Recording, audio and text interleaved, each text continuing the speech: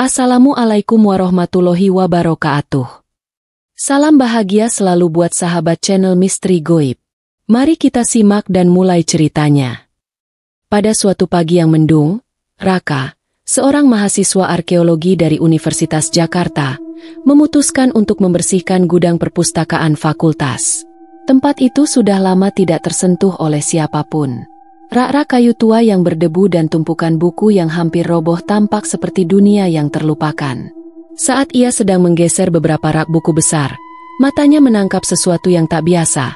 Sebuah kotak kayu tua, tertutup debu tebal, tersembunyi di balik tumpukan arsip. Di atasnya terukir nama yang tidak asing, Dr. Alif Rahman. Raka mengenali nama itu. Dr. Alif Rahman adalah seorang arkeolog terkemuka yang hilang secara misterius 10 tahun lalu. Ia terakhir kali pergi ke sebuah situs kuno di wilayah Pegunungan Slamet, sebuah lokasi yang dikenal dengan legenda tentang peradaban yang hilang. Namun, tak ada yang tahu pasti apa yang terjadi padanya. Berita hilangnya Dr. Alif sempat menjadi sorotan, namun lama-kelamaan, kisah itu terkubur begitu saja. Dengan rasa penasaran yang menggebu, Raka membuka kotak itu. Di dalamnya terdapat sebuah jurnal kulit tua, usang, dengan halaman-halaman yang mulai rapuh. Begitu ia membuka halaman pertama, sebuah tanggal yang tercetak di sudut halaman menarik perhatiannya. 19 Maret 2015, tahun yang sama dengan hilangnya Dr. Alif. Dengan hati-hati, Raka mulai membaca catatan pertama yang ada. Penemuan ini tak pernah saya bayangkan. Di bawah tanah, di dalam gua yang tersembunyi, saya menemukan sesuatu yang tak bisa dijelaskan dengan akal sehat. Benda ini bukan milik manusia. Raka tertegun sejenak. Apa maksudnya dengan benda yang bukan milik manusia? Penasaran, ia melanjutkan membaca, berharap bisa menemukan penjelasan lebih lanjut. Namun, semakin ia membaca, semakin dalam ia terperangkap dalam kegelapan yang dipenuhi pertanyaan tanpa jawaban. Halaman-halaman jurnal yang mulai terkelupas semakin sulit dibaca, tetapi Raka berusaha keras untuk memahaminya. Meskipun tulisan Dr. Alif tidak teratur dan penuh dengan coretan-coretan yang tampak bingung, ada satu kalimat yang terus muncul di hampir setiap halaman yang dibacanya. Suara itu semakin keras. Mereka tahu aku ada di sini. Raka merasa merinding. Apa yang dimaksud Dr. Alif dengan mereka? Siapa yang tahu ia ada di dalam gua? Pikirannya melayang ke petualangan terakhir Dr. Alif di Pegunungan Slamet, tempat yang terkenal dengan legenda tentang makhluk-makhluk aneh dan peradaban kuno yang terkubur dalam kegelapan. Lalu, di halaman berikutnya, Raka menemukan sesuatu yang jauh lebih mengerikan. Dr. Alif menulis tentang penemuan sebuah artefak misterius, berbentuk sebuah patung kecil yang terbuat dari batu hitam. Menurut Dr. Alif, patung itu tidak hanya memiliki desain yang tak biasa, tapi juga tampak seperti hidup.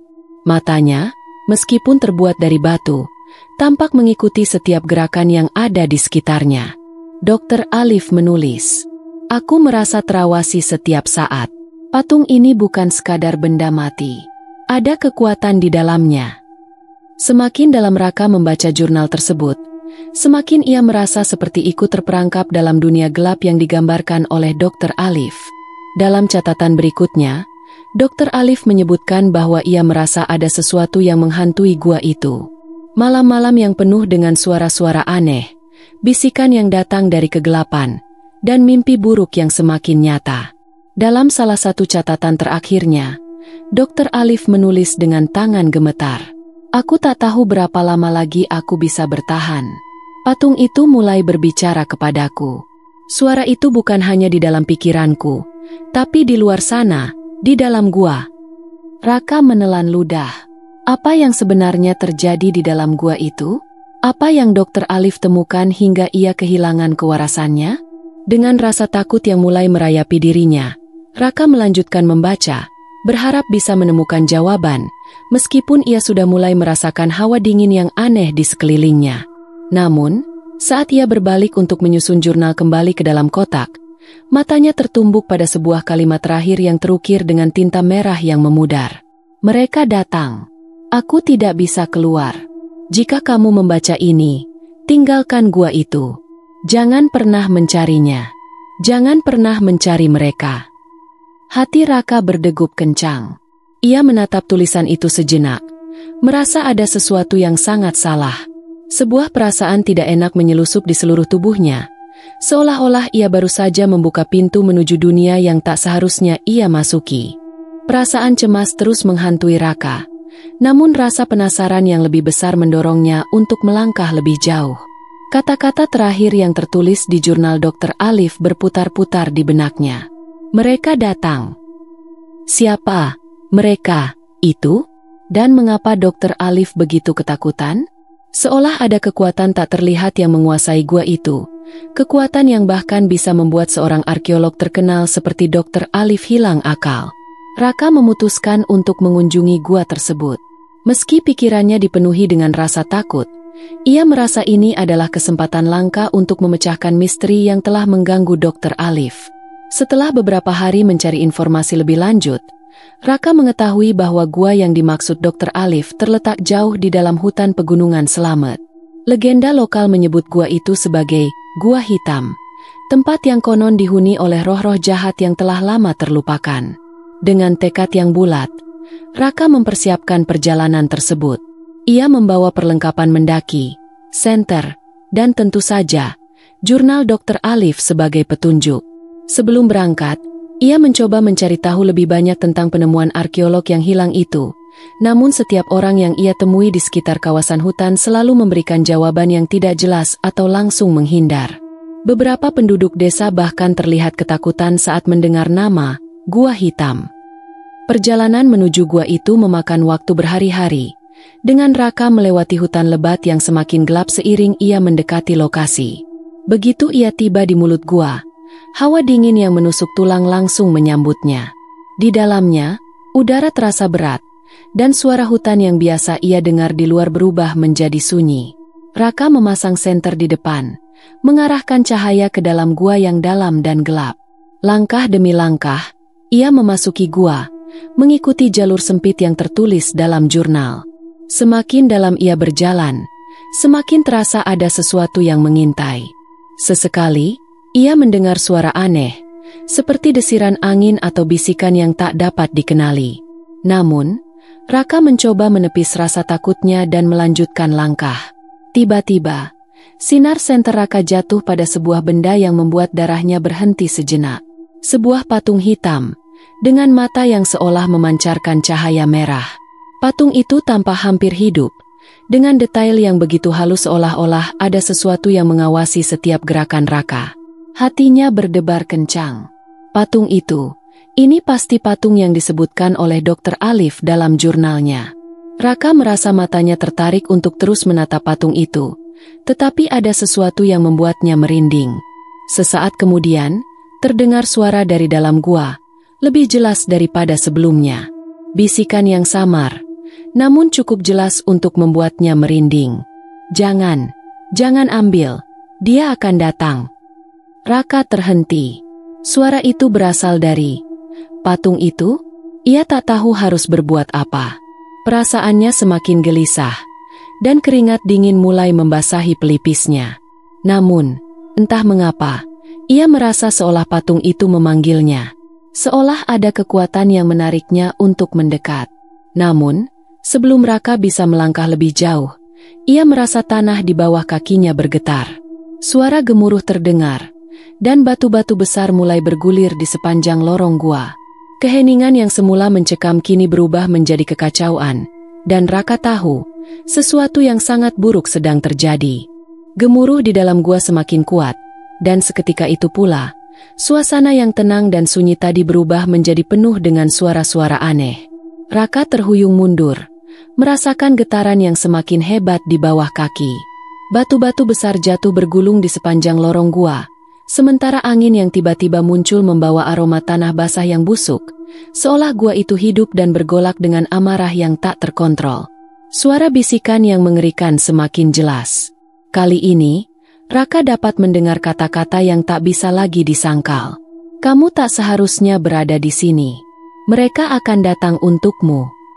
Dengan tangan gemetar, Raka menekan senter yang mulai meredup. Cahaya itu berkelip, dan dalam ketidakpastian yang semakin meluas, Matanya menangkap bayangan bergerak di ujung gua. Di antara kegelapan, ia melihat sesuatu yang tak bisa ia jelaskan, sesuatu yang lebih gelap dari bayangan itu sendiri, seakan-akan bentuk itu menyatu dengan kegelapan itu. Hati Raka berdegup kencang. Ia ingin berlari, namun tubuhnya terasa kaku, seolah kekuatan tak terlihat menahan setiap gerakannya. Matanya tak bisa lepas dari bayangan yang semakin mendekat. Semakin lama, bentuk itu menjadi lebih jelas.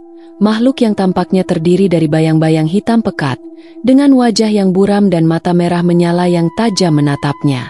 Suara itu datang lagi. Kali ini terdengar lebih mengerikan dan penuh kebencian. "Mengapa kamu mengganggu kami? Kami yang pertama ada di sini. Kami yang terperangkap dalam kegelapan ini." Raka mulai merasakan ketakutan yang mencekam seluruh tubuhnya, seolah makhluk itu berada tepat di depannya. Namun, ia berusaha untuk tetap tenang. Ia tahu, ia harus keluar dari gua ini, dan cepat. Setiap detik terasa seperti sebuah perjalanan ke dalam kegelapan abadi, tetapi Raka memaksa dirinya untuk bergerak. Dengan hati yang dipenuhi kegelisahan, ia mulai mundur, menepi dari patung hitam itu, dan berusaha untuk mencari jalan keluar.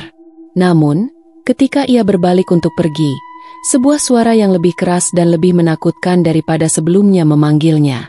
"Kamu tidak bisa keluar. Kamu sudah berada dalam genggaman kami." Tanpa peringatan, seluruh gua berguncang. Batu-batu runtuh, debu mengepul ke udara, dan cahaya dari senter Raka meredup hampir sepenuhnya. Ketika pandangannya kembali jelas, ia menyadari sesuatu yang mengerikan. Jalan keluar yang ia coba tempuh kini telah hilang, tertutup reruntuhan batu yang tak bisa ia lewati. Raka panik. Dalam kepanikan yang menguasai pikirannya, ia berlari, mencoba untuk menemukan celah atau jalan lain. Namun setiap langkahnya hanya membawa dia lebih dalam ke dalam labirin gua yang seakan-akan berubah menjadi penjara. Desiran suara bisikan itu semakin dekat, seperti menggema di dalam kepalanya. Di tengah keputusasaan, Raka teringat akan jurnal Dr. Alif yang kini ia pegang erat di tangannya. Ia tahu, untuk bertahan hidup, ia harus memahami apa yang sebenarnya terjadi di tempat ini. Ia membuka halaman terakhir dari jurnal itu, berharap menemukan petunjuk atau solusi yang bisa membantunya. Di sana, ada sebuah kalimat yang hampir terlupakan. "Patung itu adalah kunci. Jika kamu menginginkan jalan keluar, kamu harus menghentikan mereka. Jangan biarkan patung itu menyentuhmu." Raka berlari ke arah patung hitam yang sekarang terasa sangat dekat dengannya. Di sana, di depan mata, patung itu seolah hidup, matanya merah menyala, menatapnya dengan penuh kebencian. Raka tahu bahwa makhluk itu, atau mungkin sesuatu yang lebih gelap, tidak akan membiarkannya pergi begitu saja. Namun, ia harus mencoba. Dengan seluruh tenaga yang tersisa, ia mendekati patung tersebut. Begitu ia menggapainya, ia merasakan sebuah kekuatan yang luar biasa, seolah dunia di sekelilingnya terdistorsi. Patung itu menjerit dalam diam, sementara bayangan-bayangan gelap yang mengerikan mulai merundungnya. Dan dalam sekejap, Raka merasa dirinya disedot ke dalam kegelapan, terperangkap di dalam sebuah dunia yang tidak bisa ia pahami. Jurnal Dr. Alif, yang kini berada di tangan Raka, jatuh ke tanah. Dalam keheningan yang mencekam, suara bisikan itu kembali terdengar, lebih keras dan lebih jelas dari sebelumnya. "Kamu sudah menjadi bagian dari kami." Dan gua itu, gua hitam, menelan seluruhnya dalam kegelapannya.